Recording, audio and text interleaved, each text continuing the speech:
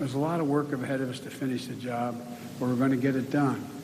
We're going to reimagine what our economy and our future could be and show the world, just as importantly, we'll show ourselves that democracy can deliver. The people of Illinois and the people of America and the world can lead again. President Biden going straight into Trump country today, pitching his spending plan for housing, education, families during a trip to McHenry County, Illinois, which Trump won in 2020. Biden also riffing on Mitch McConnell's recent admission that the COVID relief package is helping McConnell's home state of Kentucky. Mitch McConnell loves our programs. You see what Mitch McConnell said? You're going to get a lot more money. Look it up, man. He's bragging about it in Kentucky. Kentucky will get close to $700 or $800 million. It's a great thing for Kentucky. It's getting $4 billion to help poor. That's amazing. The total amount that will come into our state, $4 billion. Check out Mitch McConnell. You can even see it on TV. Not a single member of my party voted for it. McConnell admitting he tried to block money from his own people. It's the kind of GOP obstruction Biden is facing on a range of issues. Tomorrow, he'll meet privately with civil rights groups on voting rights, weeks after Republicans blocked an election reform bill. It comes as Republicans push new efforts to restrict voting. Today, Texas Governor Greg Abbott told state Republicans to revisit a restrictive voting proposal in a special session, just weeks after Democrats staged a brave walkout at the state capitol to stop its passage.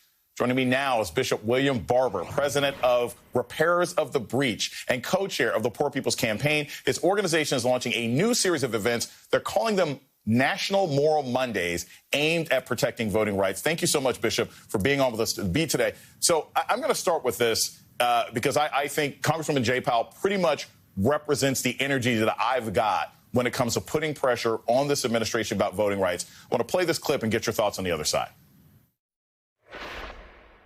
This is urgent, and it's why I think the president has to lean into it, not just privately behind the scenes, but in full view of the American people who are watching their rights be stripped away. I take it you don't think he's done enough publicly? He had a tremendous amount in front of him when he came in. But yes, I think he needs to now do more on this issue. Bishop, I want to hear about voting rights every single day. I have suggested for a long time that if I were in the administration, I would find some long municipal line for an election this fall and have Joe Biden stand there with people for 6 and 7 hours just to demonstrate how serious this is. What is your organization doing to push first the administration at a federal level and then at the state level to push back against some of these horrific voting restrictions that have been passed since the 2020 election? Well, first of all, I think that the president was right today to go straight into so-called Trump country, because it's not Trump country, it's our country, and he needs to go there. And he needs to disaggregate how, if the things that he wants passed are passed, how it's going to help everybody. That's the thing too often Democrats have not done. Secondly, we have to not limit it to voting rights. That's why we talk about voting rights and living wages. And so what we're saying is that the administration, the Senate, and at the state level, if we cannot keep saying, Jason, that the democracy is in peril and watch voting rights and living wages and infrastructure undermined without responding with nonviolent, direct moral action, even if it leads to civil disobedience. But it must include all people. We can't let them make this a binary argument, just black and white. We've got to show how what's happening with voting rights negatively affects black people, white people, brown people, Asian people, because it undermines the policies that's going to lift us all up. And the last thing, Jason, is this is a moment. It's not about it's about democracy versus autocracy. Which side are you on? Is it going to be the U.S. Chamber of Commerce or the United States Constitution? And so we are launching a series of events, a season of events with numerous organizations on this coming Monday that I can talk to you about. So I want to add. Well, I want to add, we're going to play another clip here, because when you talk about all the different people who are obviously going to be affected by these voting rights restrictions and everything else like that, I want to play a clip from amazing MacArthur genius and new Howard professor Nicole Hannah-Jones from Joy Reid's show last night, talking about sort of where and what the larger issue is behind these voting rights restrictions. I want your thoughts on the other side.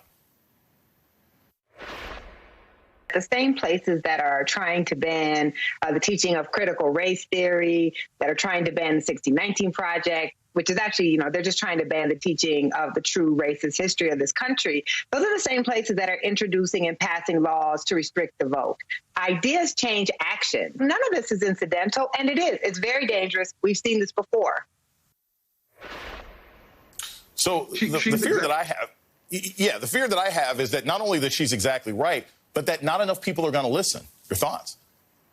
Well, she's exactly right. And the same places that are introducing are the poorest state. They have the highest number of the 140 million poor and low-wealth people. They are the same state that are blocking living wages and blocking health care. And that's what we must connect. We must make folk understand. This is not just a Jim Crow attack on black folk. This is an attack on black folk and brown folk, but it's an attack on the democracy. And we have to say that Biden and to the Democrats and Schumer, look, if Mitch McConnell could take 51 votes and put Supreme Court justices on the bench for a lifetime, then we ought to be able to save this democracy with 51. And anybody, Manchin or Senator, that doesn't join that, then they are going to be to blame for where we fail. So on this coming Monday in D.C., we are launching on July 12th, that we are having a series of National Moral Mondays, and we're calling for four things by August the 6th. Number one, stop the filibuster so this democracy can work. Number two, pass the full For the People's Act, not compromise. Pass VRA and pass living wages by August 6th, which is the signing anniversary of the Voting Rights Act. And we're going to engage on next Monday, a massive call-in. The next Monday, women are going to gather and engage in direct action, moral direct action, women of all different races, colors, and creeds. The next Monday, we're going to be in states in every Senate office, Democrat and Republican. We're going to encourage our allies and push our adversaries. And then on August the 2nd, we're going to have a mass gathering of clergy and low-wage workers coming together, willing in D.C. to engage in mass, nonviolent, direct moral action. We must change this narrative. We must shift the discussion in this moment.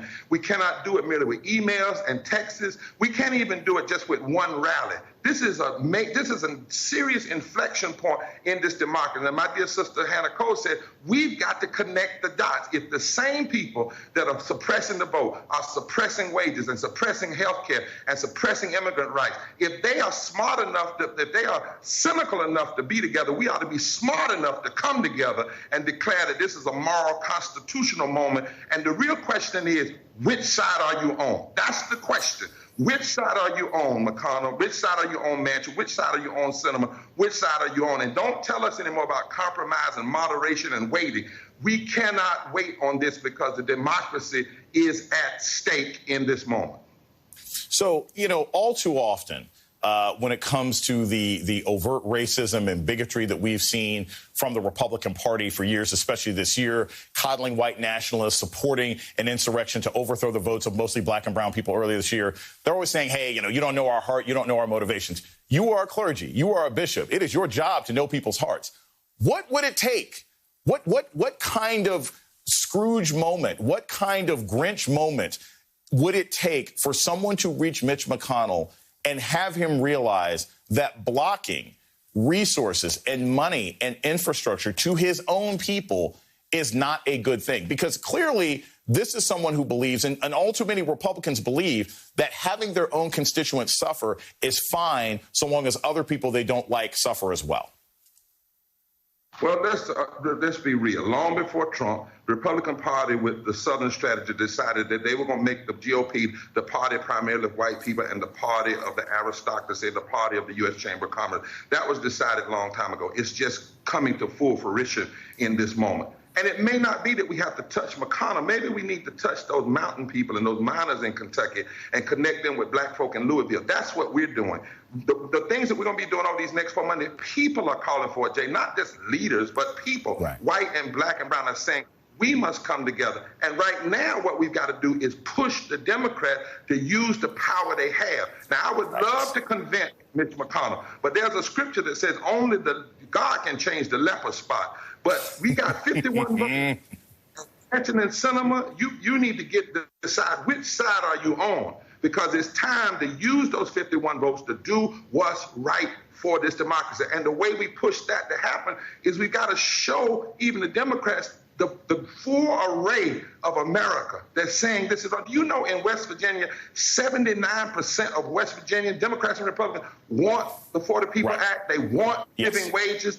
That's what we've got to put in the street. If we let this just be a black versus white issue, we lose on that. But if we make it a moral issue, a constitutional issue, as Dr. King called a beloved community issue, and if we change the narrative by being willing to do civil disobedience and put our bodies on the line and do direct action in the nonviolent way, we don't need an insurrection, but we do need a resurrection of our deepest moral and constitutional values rooted in a movement of direct action.